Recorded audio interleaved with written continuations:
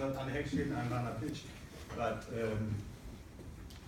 I will give the lecture on the same topic, but I'm not a physiologist. It's very much from physiology in this project. It's from a third-party project, RACMAN, management of regeneration in elite athletes. But I'm not the physiologist, so I must ask you not. I must beg you not to ask me on the validity of the parameters and all these things. What is the study about? It's about reliably assessed individual fatigue in individual elite athletes. We heard something about fatigue and recovery in the last days here, and there were most group studies.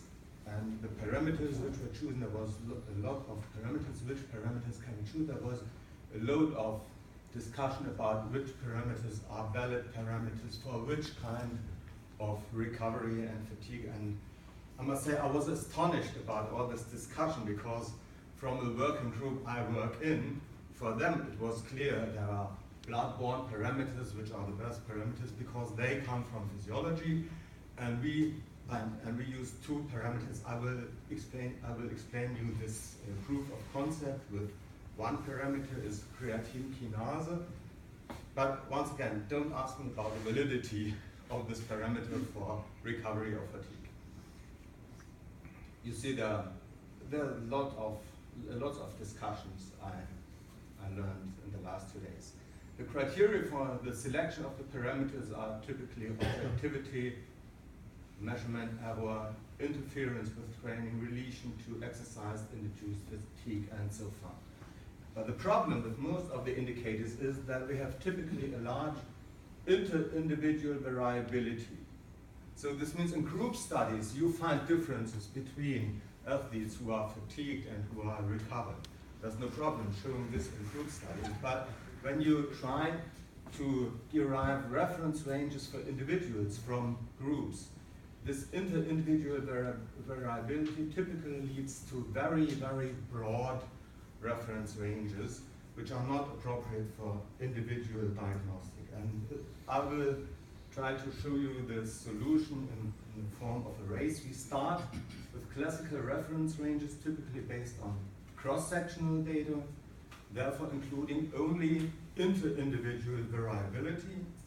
And we will derive ranges from repeated measurements in given athletes, in single individual athletes, and try to end up with cut-off values and this is still to be shown, improved diagnostic accuracy compared to population-based and to specific sample-based approaches. And population-based, I should have omitted it from this slide because I will not talk about this in the next minutes because it would be boring for you. I told you we have large inter-individual variances, so I would only show you in a very boring manner that we did something better than something which is very, very bad. So that's not interesting. But I will compare it to specific sample-based approaches, which are better approaches. But I will have a look in, are we better than that? So we start in the logic of a Bayesian statistics with a prior distribution in a reference population of individuals in unknown physiological states. We don't know if they are fatigued or if they are recovered. We have a prior distribution of this parameter in the population, independent of the state where the individuals are. We derive also priori repeated measurements variation, and we have readings from individuals in known physiological states. We have readings from athletes who are fatigued and who are recovered. And we will combine this. These are formula from Bayesian statistics, and just a footnote, Bayesian statistics isn't really new, although some people think it's new because it popped up in literature in the last few years, but has already been published in 1764, the first essay on this. It's really very old, very, very good method. What do we have? We have these parameters, this nu and this tau from the Paoli distribution. We have this sigma, the priori repeated measurement variation, these parameters also from the data in the priori distribution. I will show it to you. And then, pops away. Then we have these readings from individuals which enter here, indicated as R for recovered or F for fatigue. So we have two readings from each individual athlete. What do? We have, this is the reference range. These are, I think, 80% confidence intervals, only for demonstration here. These are the reference intervals from the priori distribution here and here for fatigue and recovered state. And you see, as we enter individual readings, these reference ranges narrow. And they narrow over and over with even more individual readings. We get narrower reference ranges. It's exactly what is done for the biological passport in doping diagnostics. And what we do then is that we derive from these distributions. They stand for posteriori distributions after 1, 2, 3, 4, 5 individual readings. We derive cut-off values for the two states, recovered or fatigued. And what you see is, in the beginning, with the first few readings, we don't have a good classifications, but with every new reading, we get better classificators for these two states in the individual. So how do we come to the priori distribution? We assessed it from all routine examinations in this time in the Institute of Sport and Preventive Medicine in Saarbrücken. We had 883 individuals. Some of them came to several points in time, so we had 1,785 data points, some with repeated measurements and some with only individual variance. And we split this into an individual distribution after log transformation. The data were log normally distributed. And what we found are these logged data. We had significant differences by gender. You see, these are the log values from the CK, from the creatine kinase, and this is the standard deviations from the inter-individual distribution. This is the prior distribution for the Bayesian statistic. And we also calculated weighted mean variances and standard deviations in order to have, from those who were there for several times, in order to have a good basis for the repeated measurements variation for the development of the posteriori distribution.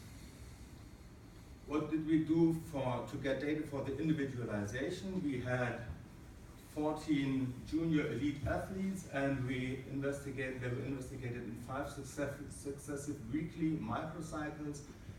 I will show it in a table. Yeah, there it is. They started in the first week on Monday. It was the first blood sample was labeled as recovered first week, and after 1 week of training, of typical training, it was not a very exhaustive training. It should be the normal training week for triathletes on that level. We had the second blood sample here, fatigue for week 1. And on the following Monday, we once again started with in a recovered state, and then once again fatigue state, recovered state, fatigue state, and so on. So these are details, and I have to speed up a little bit, I see. Now let's come to the performance of the classifications. I will demonstrate the test fail and test pass error rate. Test pass error rate means they were recovered as they were classified as recovered,